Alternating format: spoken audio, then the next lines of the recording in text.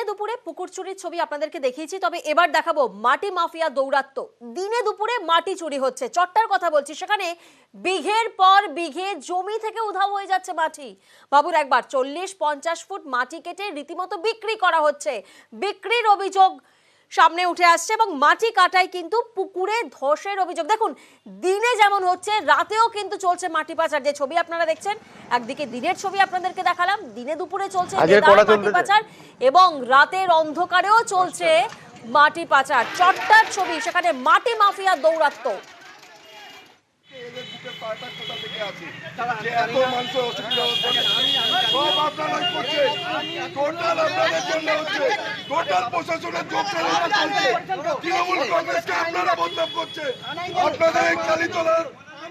আমরা দেখলাম একেবারে রাতের অন্ধকারে চলছে মাটি পাচার, আর তারপরেই কিন্তু সেই মাটি বোঝাই গাড়ি আটকে রেখে বিক্ষোভ দেখানো হয়।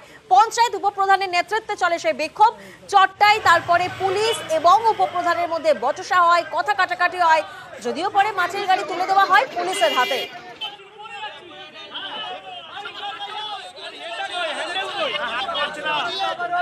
এখানে অবৈধভাবে ব্যবসা করতেছে, প্রজেক্ট করার নাম করে যে মাটিগুলো বিক্রি করতেছে, সুতি খালও বন্ধ করে দিয়েছে। বন্ধ করার পরে আমাদের পানি সব বাড়ির ভেতরে ঢুকে যাচ্ছে। 50,000 টাকার মাছ ফেলা হয়েছে, সেই মাছগুলোও চলে গেছে, সব মাছ একটাও নেই। মাছ সব তোড়বে মরে যাচ্ছে। প্রজেক্ট বন্ধ করতে হবে। একে তাকে করে মাটি বিক্রি করতেছে, এই পুকুর কেটে মাটি বেচতে।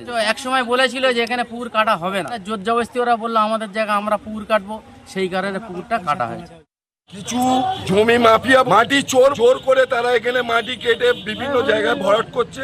এলাকার মানুষ তারা পঞ্চায়েতের দিকে আঙ্গুল তুলছে আর তৃণমূল কংগ্রেসকে বদনাম করছে। মাটির গাড়িকে আটকে প্রতিবাদ জানিয়েছি, পুলিশকে ফোন করে গাড়িকে আমরা ধরিয়েছি। কোন সাহসে করছে এরা? কারা এদের পেছনে আছে? আমরা এখানে একটা গাড়ি আটকেছি, দুটো গাড়ি পালিয়েছে।